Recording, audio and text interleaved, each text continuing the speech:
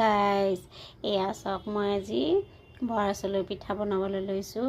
ইয়াতে মই 1 কেজি চাউলৰ গুড়ি খুন্দি পেলাই ল'লোঁ। গুড়িখিনি মই মিক্সিতে কৰিছোঁ আৰু বহুতে কয় বোলে মিক্সিত গুড়ি খুটিলে বোলে বৰা চাউলৰ পিঠা নহয়। আজি মই মিক্সিত গুড়ি খুটি পেলাই মই এই পিঠাটো বনাবলৈ লৈছোঁ। চাওকচোন, ইয়াতে মই এইখিনি নাৰিকল চেনিৰে গৰম কৰি পেলাই ৰাখিছোঁ আৰু মই পিঠাটো এতিয়া মই টাৱাতে বনাম।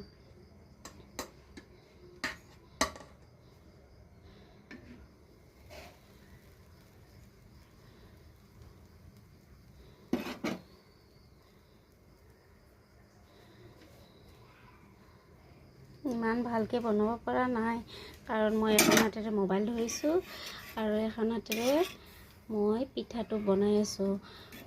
বাবুৱে ওচৰত নাই, থাকিলেই সি ধৰিলেহেঁতেন। সেইকাৰণে মই অকলে বনাই আছোঁতো এখন হাতেৰে, সেইকাৰণে ভাল হোৱা নাই বেছি। আৰু মই এনেকৈ এটা এটা কৰি গোটেইখিনি পিঠা বনাই আছোঁ আৰু এইখিনি পিঠা হ'ল এতিয়ালৈকে, আৰু হ'ব। মই এতিয়ালৈকে আৰু বনাই আছোঁ। এইখিনি হ'ল এতিয়ালৈকে, আৰু অৱশেষত মোৰ নাৰিকল কম পৰিলে এইখিনি গুড়া ৰৈ গ'ল। এইখিনি গুড়া ৰৈ গ'ল আৰু নাৰিকল 2টা লৈছিলোঁ মই, সেয়া গোটেইখিনি শেষ হৈ এইখিনি পিঠা হ'ল।